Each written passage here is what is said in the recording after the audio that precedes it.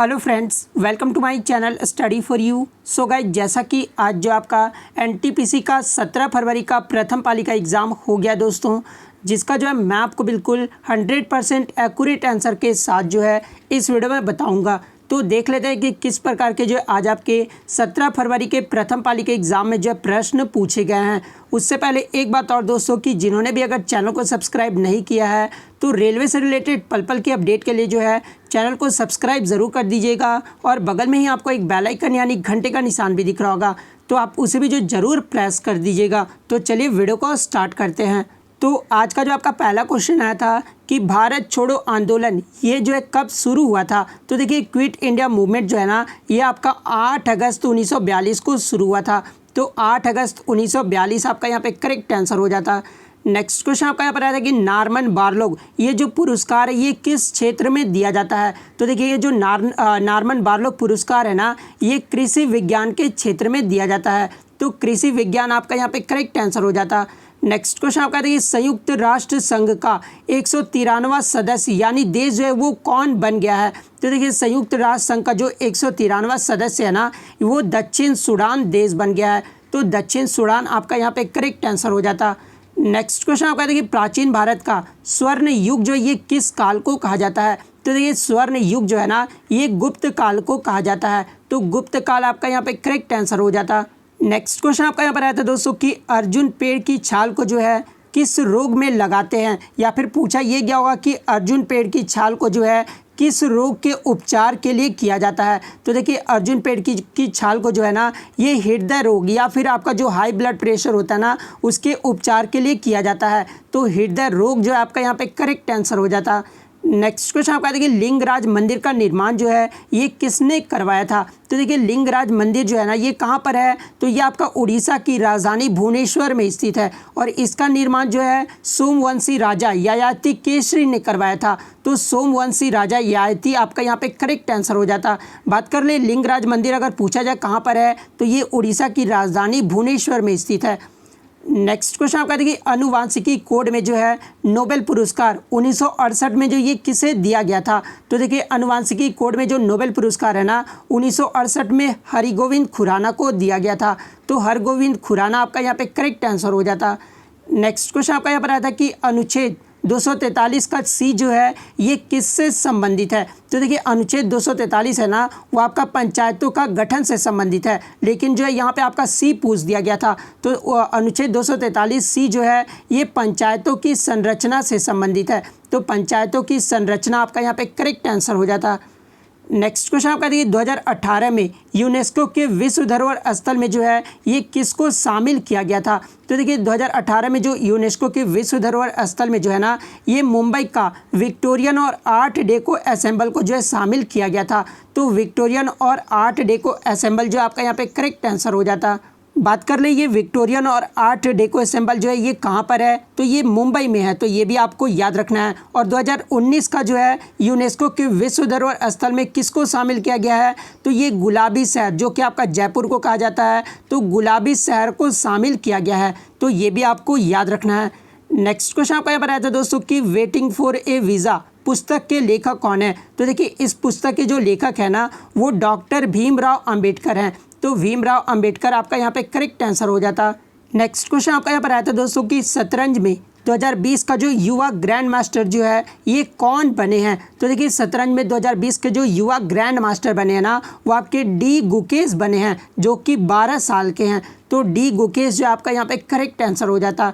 Next question आपका यहाँ पर आया था दोस्तों कि प्रशांतक, जिसको इंग्लिश में जो है ट्रांसक्यूलाइजर कहा जाता है, ठीक है, इसका संबंध जो है वो किस बीमारी से है। तो देखिए, जो प्रशांतक का जो संबंध है ना, ये मानसिक रोग के उपचार व निदान में काम किया जाता है, ठीक है, यानी काम आता है। और ये जो प्रशांतक यानी ट्रांसक्यूलाइजर है ना, ये आपका एक प्रकार का औषधि है। तो ये भी आपको याद रखना है। तो मानसिक रोग जो आपका यहाँ पे करेक्ट आंसर हो जाता। नेक्स्ट क्वेश्चन आपका यहाँ पर आया था दोस्तों कि रोडियम का जो इलेक्ट्रॉनिक कन्फिग्रेशन पूछा गया था। तो देखिए, रोडियम का जो इलेक्ट्रॉनिक कन्फिग्रेशन होता है ना, वो आपका क्रिप्टॉन से लेकर जो है 4d8 5s1 होता है। लेकिन कुछ बच्चे बता रहे थे कि क्रिप्टॉन जो है आपका ऑप्शन में नहीं दिया हुआ था, शुरू से ही जो आपका इलेक्ट्रॉनिक कन्फिग्रेशन दिया हुआ था। तो मैं आपको शुरू से ही जो आपको इलेक्ट्रॉनिक कन्फिग्रेशन बता देता हूँ।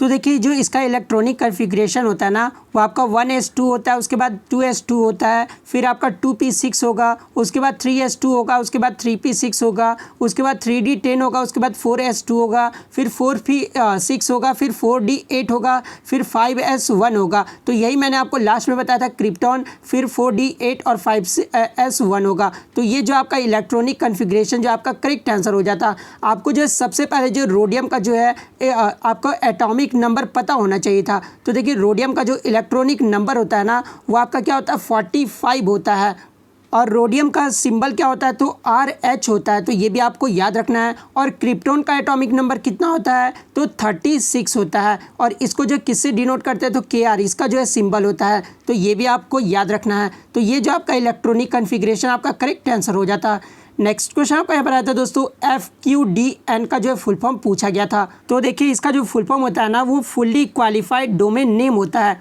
तो फुल्ली क्वालिफाइड डोमेन नेम जो आपका यहाँ पे करेक्ट आंसर हो जाएगा। बात कर ले अन्य फुल फॉर्म के जहाँ से आपके प्रश्न पूछे जा रहे हैं। GUI का जो फुल फॉर्म क्या होता है तो ग्राफिकल यूज़र इंटरफेस होता है। HLL का जो है फुल फॉर्म क्या होता है तो हाई लेवल लैंग्वेज होता है। तो ये भी आपको याद रखना है। HTML का फुल फॉर्म क्या होता है तो हाइपर टेक्स्ट मार्कअप लैंग्वेज होता है। HTTP का क्या होता है तो हाइपर टेक्स्ट ट्रांसफ़र प्रोटोकॉल होता है। IC का भी जो आपका पूछा गया है तो इंटीग्रेटेड सर्किट जो इसका फुल फॉर्म होता है। बात कर ले ISDN का जो फुल फॉर्म क्या होता है तो इंटीग्रेटेड सर्विस डिजिटल नेटवर्क होता है। तो ये भी आपको याद रखना है। बात कर ले ISP का फुल फॉर्म क्या होता है तो इंटरनेट सर्विस प्रोवाइडर होता है। उसके बाद JPEG का अगर पूछ लिया जाए तो जॉइंट फोटोग्राफिक एक्सपर्ट ग्रुप होता है। तो ये सारे फुल फॉर्म जो आपको याद रखना है। नेक्स्ट क्वेश्चन आपका यह था कि बुद्ध के प्रथम उपदेश को जो है क्या कहा गया है। तो देखिए बुद्ध के जो प्रथम उपदेश को जो है ना वो धर्म चक्र परिवर्तन कहा गया है। तो धर्म चक्र परिवर्तन आपका यहाँ पे करेक्ट आंसर हो जाएगा। कल जो आपका पूछा गया था कि बुद्ध को ज्ञान की प्राप्ति जो है वो कहाँ हुई थी तो बोध गया में हुआ था, ठीक है। और बुद्ध के प्रथम उपदेश जो इन्होंने कहाँ पर दिए थे तो सारनाथ में दिए थे। तो ये भी आपको याद रखना है। नेक्स्ट क्वेश्चन आप कहते हैं दोस्तों कि 9 दिसंबर 1946 को जो है संविधान की पहली बैठक का अध्यक्ष कौन था। तो देखिए 9 दिसंबर 1946 को जो संविधान की पहली बैठक हुई थी ना उसमें जो अध्यक्ष बने थे वो डॉक्टर सच्चिदानंद सिन्हा बने थे। तो डॉक्टर सच्चिदानंद सिन्हा आपका यहाँ पे करेक्ट आंसर हो जाएगा। और मैं आपको बता दूं कि ये जो थे ना वो अस्थायी अध्यक्ष थे। तो ये भी आपको याद रखना है। उसके बाद जो 11 दिसंबर 1946 को जो है आपके जो अस्थायी अध्यक्ष जो है ना वो आपके डॉक्टर राजेंद्र प्रसाद चुने गए थे। तो ये भी आपको याद रखना है। नेक्स्ट क्वेश्चन आपका यहाँ पर आया था दोस्तों प्रत्युष सुपर कंप्यूटर का प्रयोग जो है ये किसके लिए किया जाता है। तो देखिए ये जो प्रत्युष सुपर कंप्यूटर का जो प्रयोग है ना ये मौसम तथा जलवायु की भविष्यवाणी और उससे जुड़े सेवाओं उपलब्ध कराने के लिए जो है किया जाता है। तो मौसम तथा जलवायु की भविष्यवाणी जो आपका यहाँ पे करेक्ट आंसर हो जाता है। नेक्स्ट क्वेश्चन आपका यहाँ पर आता है दोस्तों कि शतरंज में सबसे यंग चैंपियन कौन था। अगर देखिए ये क्वेश्चन में थोड़ा सा मुझे डाउट लग रहा है क्योंकि आपका जो कुछ बच्चे बता रहे थे कि 2020 का पूछा गया था। तो 2020 में तो मैंने आपको बता दिया कि डी गुकेश आपका करेक्ट आंसर हो जाता। लेकिन अगर आपका ईयर नहीं दिया होगा तो फिर आपका जो है कार्लसन जो आपका फिर करेक्ट आंसर हो जाएगा। तो देख लेना मैंने आपको दोनों जो है बता दिया है। नेक्स्ट क्वेश्चन आपका यहाँ पर आया था संयुक्त राष्ट्र महासभा यानी UN ने जो है कब से सांकेतिक भाषा दिवस मनाने की घोषणा की है। तो देखिए संयुक्त राष्ट्र महासभा ने जो है 23 सितंबर 2018 से सांकेतिक भाषा दिवस मनाने की जो है घोषणा की है। तो 23 सितंबर 2018 आपका यहाँ पे करेक्ट आंसर हो जाता। नेक्स्ट क्वेश्चन आपका यहाँ पर आता है दोस्तों कि कांग्रेस की प्रथम मुस्लिम महिला जिसने जो वंदे मातरम गाया था। तो इसका आंसर मुझे मिला नहीं है। अगर आपको इसका आंसर पता है तो आप कमेंट करके बता सकते हैं। तो अगर वीडियो अच्छी लगे तो वीडियो को लाइक करना बिल्कुल भी मत भूलिएगा। और इसके अलावा कोई भी क्वेश्चन अगर आपको याद है तो आप कमेंट करके जो बता दीजिएगा ताकि मैं ऑल शिफ्ट में जो है सारे प्रश्न को जो है इंक्लूड कर लूँ। तो मिलते हैं नेक्स्ट वीडियो में, तब तक thank you, all the best.